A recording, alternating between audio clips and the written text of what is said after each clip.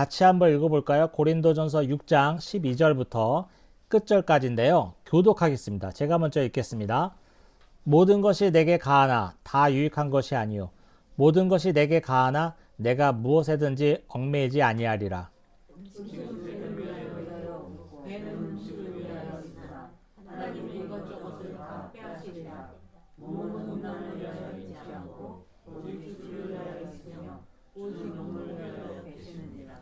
하나님이 주를 다시 살리셨고 또한 그의 권능으로 우리를 다시 살리시리라.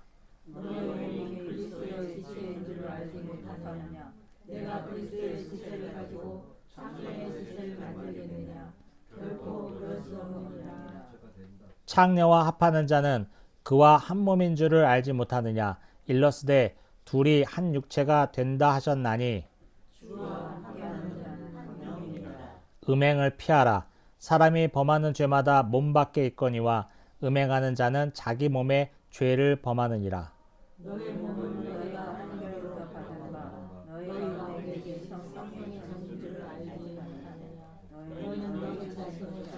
같이요 값으로 산 것이 되었으니 그런즉 너희 몸으로 하나님께 영광을 돌리라.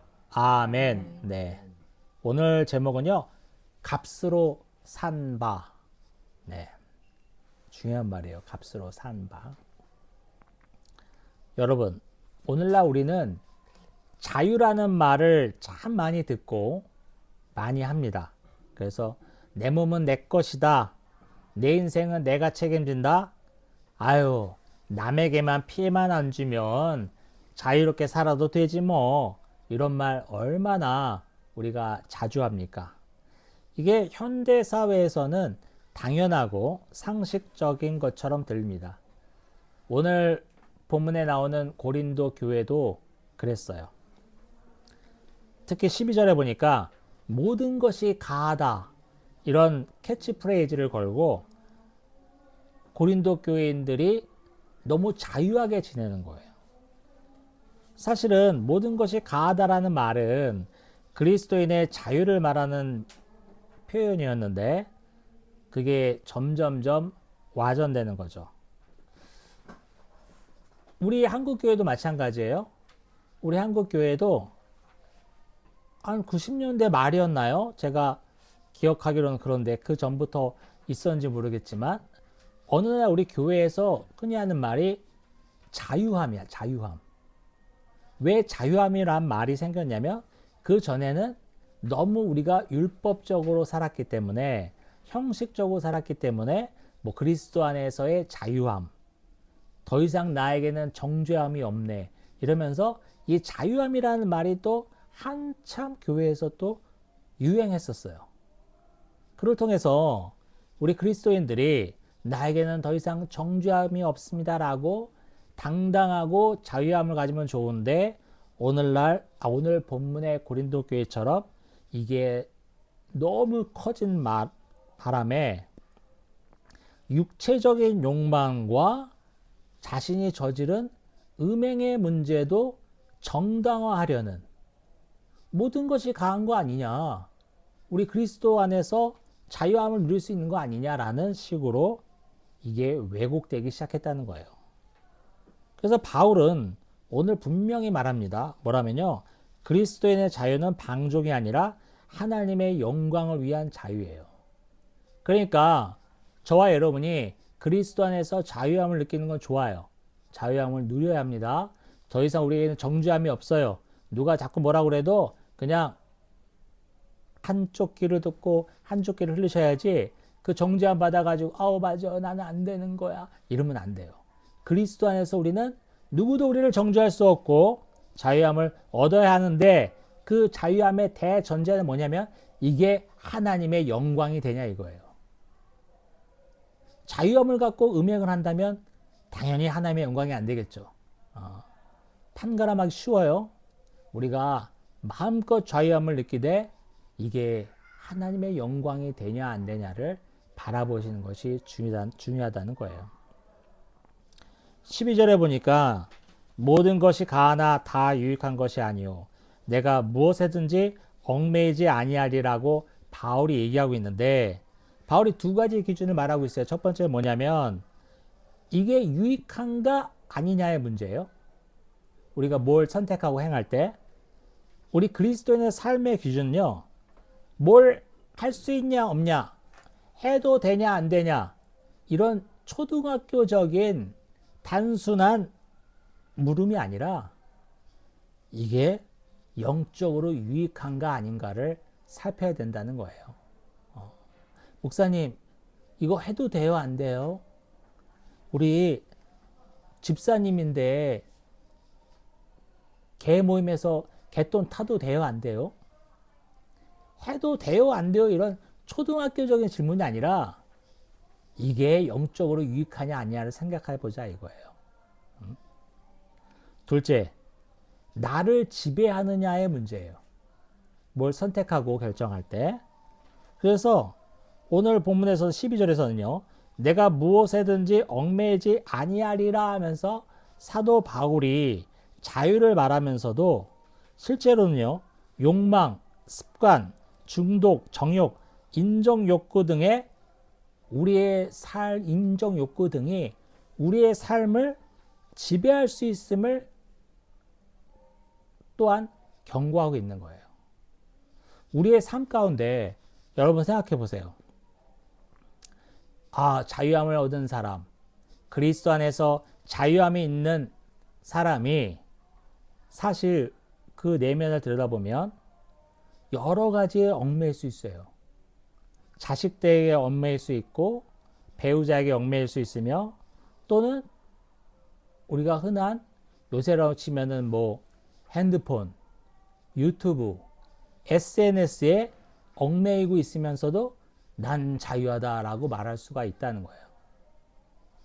우리가 생각해 봐야 할 문제입니다. 그래서 개혁주의 신학은 인간을 이렇게 말하고 있어요. 뭐냐면 타락한 인간은 스스로 통제할 능력이 없는 존재이기 때문에 참 자유는 자기 욕망을 따르는 것이 아니라 그리스도 주권 아래 있는 것이다. 그리스도의 주권 아래 있는 것.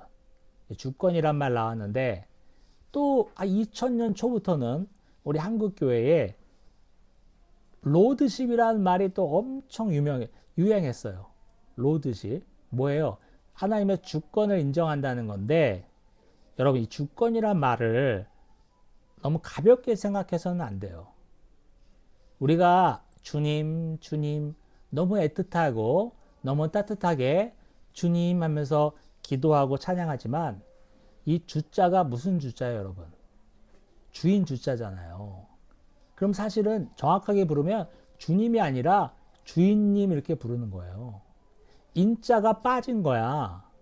그러면 주인님하고 찬양하고 주인님하고 기도하면 그러면 우리는 뭐라는 거예요? 그분의 종이라는 거지.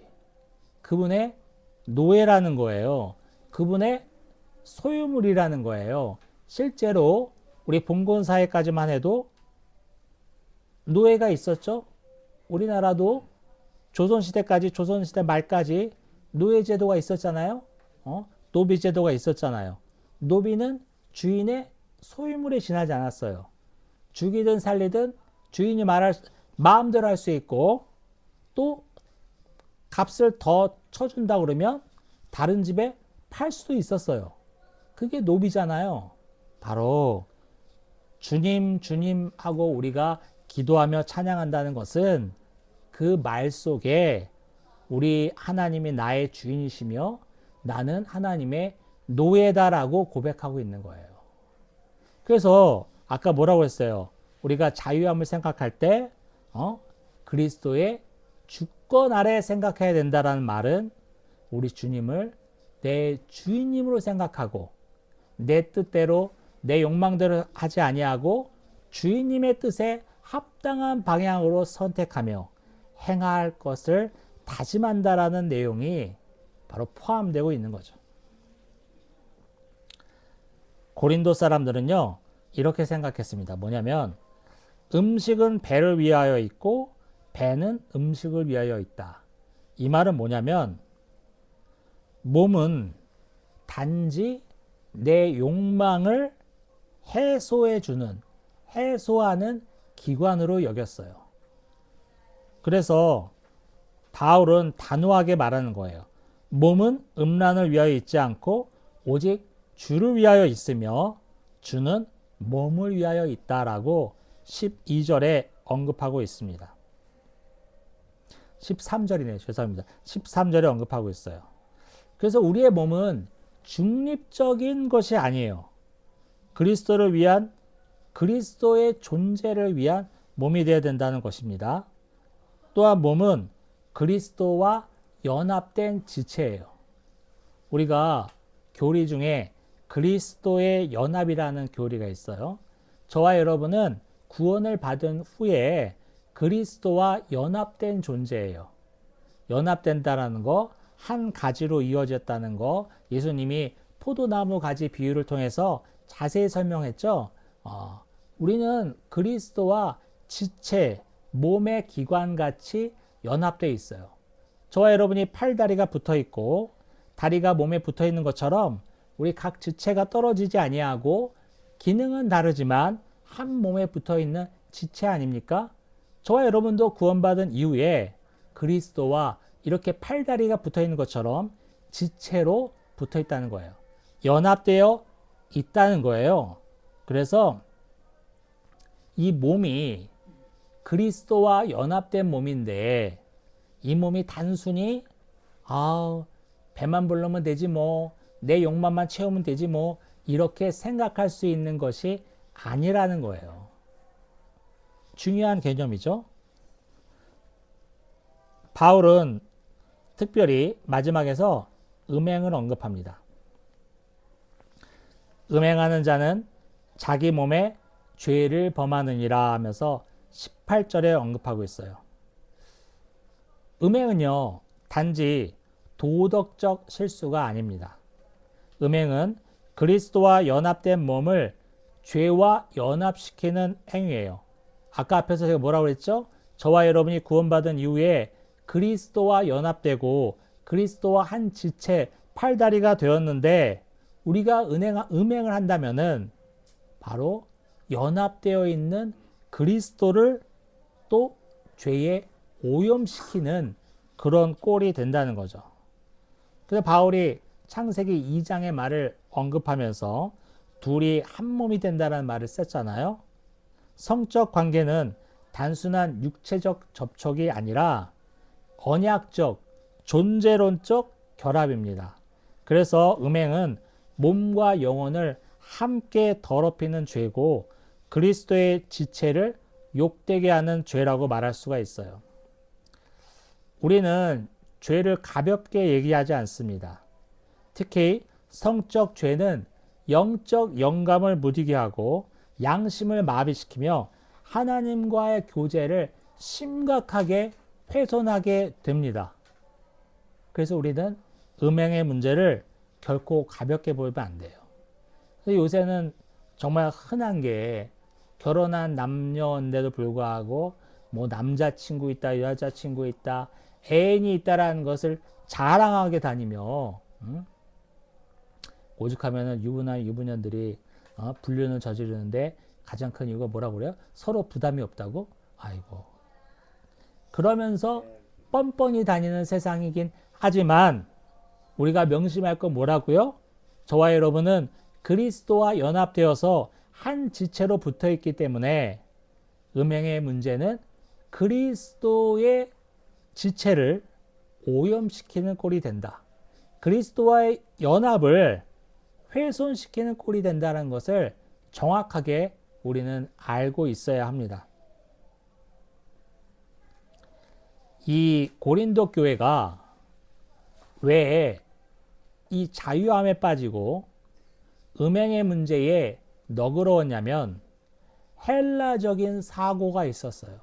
그거 뭐냐면 그때 당시에 아주 유행했던 이원론적인 사고인데 육체와 영이 분리되어 있으며 육체는 한없이 더럽고 영은 한없이 고귀하다라는 이원론적인 사고에 있었습니다. 그래서 그들은 어떻게 생각했냐면 내가 구원받았고 그리스도인이 되었지만 내가 음행을 저지르고 많은 범죄를 하는 것은 내 영이 한 것이 아니라 한없이 타락한 내 육이 한 것이다라고 자기를 합리화하기 시작했어요. 그들의 이런 철학적인 사고, 그때 당시의 사조가 음행과 다른 범죄를 합리화하는 데 큰 도구가 되었습니다. 오늘날은 어떻습니까? 오늘날도 남한테 피해만 주지 않으면 되지 뭐. 이 정도는 되는 거 아니야? 이 정도는 자유함이 있는 게 아니야? 남들 다 하는데. 간통죄도 없어졌잖아. 이런 시대적인 사고, 시대적인 문화가 우리로 하여금 죄를 가볍게 보게 만들어요.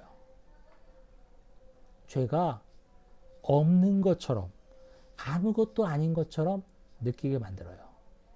어쩜 고린도 교회와 지금 2000년 지난 현대 교회가 똑같은 문제를 안고 있는지 참 놀라울 뿐입니다. 19절 볼게요. 19절 보니까 너희 몸은 너희가 하나님께로부터 받은 바 너희 가운데 계신 성령의 전인 줄 알지 못하느냐. 우리의 몸이 뭐라고 바울이 설명하고 있죠?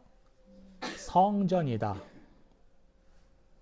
여러분, 구약 시대에 이스라엘 백성에게 성전은 어떤 의미입니까? 하나님이 거하시는 곳이에요. 하나님이 거하시는 곳. 그곳에서 제사를 지내며 하나님이 거하시는 곳이기 때문에 아무나 들어갈 수도 없고 제사장만 들어가며 또 1년에 한 번 대속죄일에 대제사장만 그 지성소에 들어갈 수 있는 하나님이 거하시는 거룩한 곳이라고 성전의 의미를 갖고 있잖아요. 또 구약시대의 성전은 또 어떤 의미를 갖고 있냐면 하나님의 통치를 의미해요. 그래서 우리 바벨론 포로로 끌려가서 멸망당했던 이스라엘 백성이 예루살렘으로 귀환했을 때 제일 먼저 지었던 게 뭐예요? 성전을 지었잖아요. 그건 뭐예요? 하나님이 다시 우리를 통치하신다. 하나님이 여기에 계신다라는 의미를 그렇게 성전 건축으로 나타낸 거예요. 자, 그러면 바울은 오늘 뭐라고 말하는 겁니까? 저와 여러분 각 사람 한 사람 한 사람이 뭐라고요? 성령이 거하시고 성령이 통치하시는 성전이 된다라고 말하고 있는 거예요. 어마어마한 주장입니다. 당시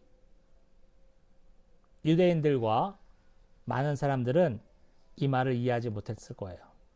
무슨 소리냐? 지금 예루살렘에 솔로몬 성전이 저렇게 버젓이 있거늘 왜 우리가 성전이 되지? 김 집사님, 최 집사님이 어떻게 성전이 된다는 말이지? 이해하지 못했을 거예요.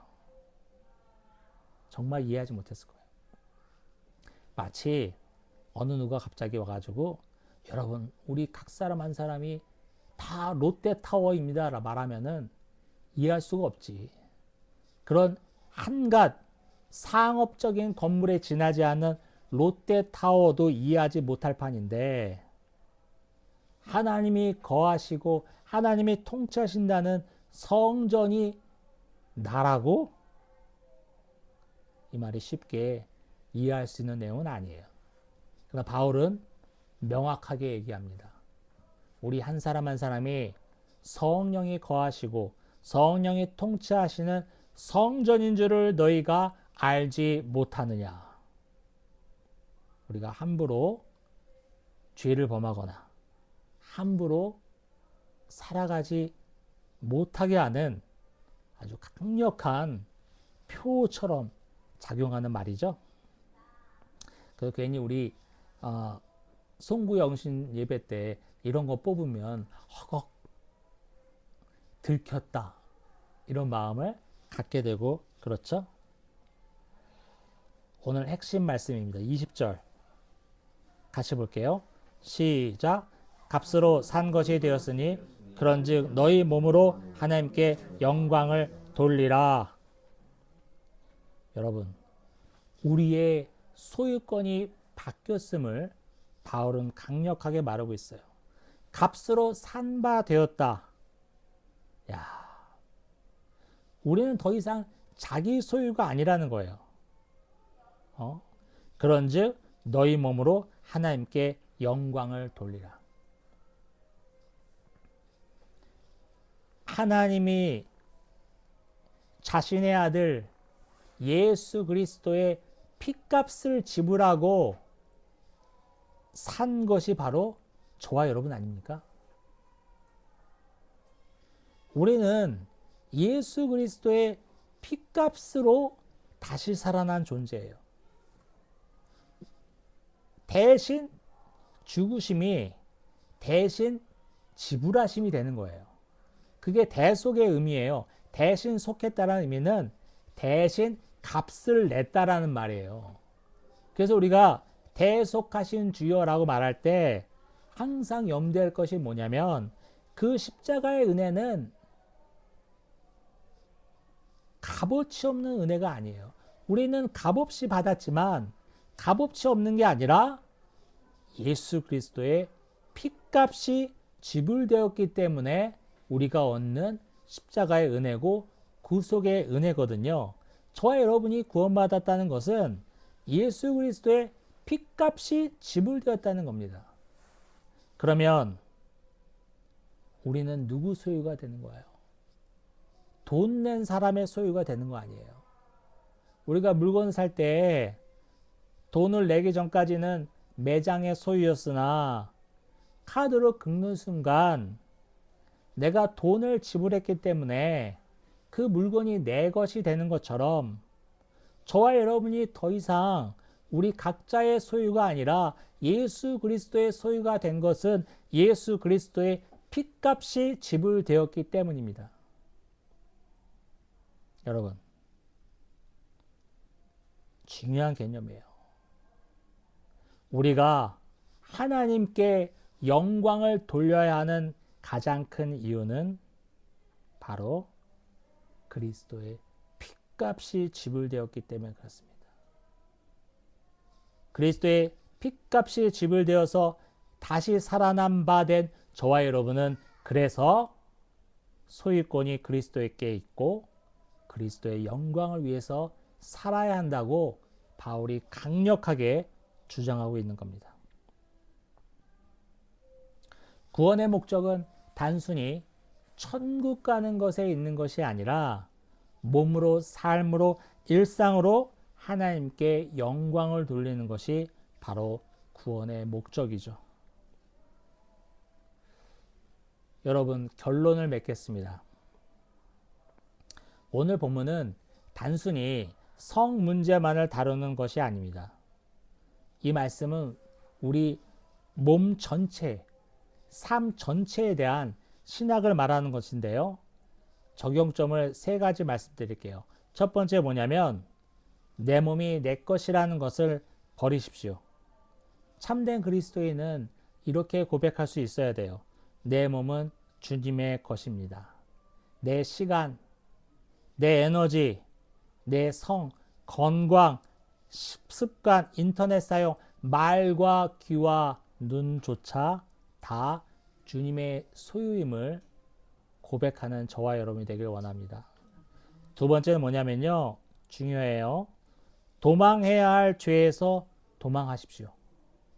오늘 18절 보니까 음행과 싸워라가 아니라 음행을 피하라, flee라는 단어를 쓰면서 피하라고 그랬어요. 유혹 앞에서 자신을 너무 믿지 마세요. 죄를 범하게 되는 환경이 있다면 환경을 끊고 거리를 두고 구조적으로 우리가 피해야 합니다. 죄에서 멀어져야 합니다.